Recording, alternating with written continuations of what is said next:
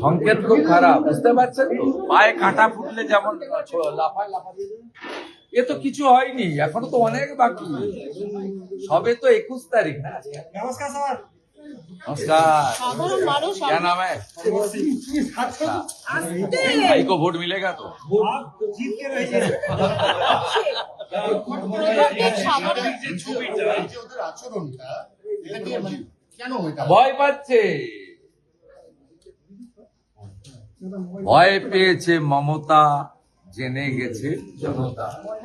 আজকে অভিষেক বন্দ্যোপাধ্যায় তিনি বলছেন একটাও নাম বাদ দিতে দেব না।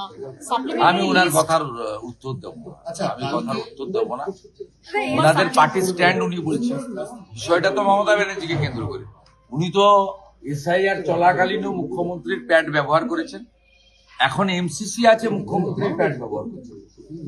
সুপ্রিম কোর্টে গেছেন বা রাজ্যের উন্নয়নের জন্য নয়, রাজ্যের ছেলে মেয়েদের চাকরির জন্য নয়, শিল্পের জন্য নয়, নারী সুরক্ষার জন্য নয়, সুপ্রিম কোর্ট পর্যন্ত গেছেন বাংলাদেশি মুসলিম অবৈধ অনুপ্রবেশকারীদের বাঁচানোর জন্য। সাপ্লিমেন্টারি তালিকা বেরোচ্ছে সোমবার, অনেকটা 10 লক্ষের কাছে মানুষের নাম বাদ যেতে পারে। কতর মধ্যে? 27,30,000-এর মতো না, নিষ্পত্তি আপনার হয়েছে। কাছে ভুল তথ্য হয়েছে, আমি বলবো। আচ্ছা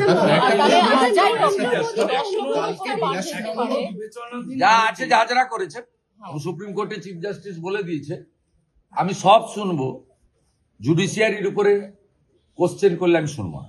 এর প্রভাব কি পড়তে পারে নির্বাচনে? এত লক্ষ মানুষের নাম বাদ যাচ্ছে। তারা কারা? তারা দেখাতে পারেনি ডকুমেন্ট, তার জন্য ট্রাইব্যুনাল বানিয়ে দিয়েছে, আপিল করবে।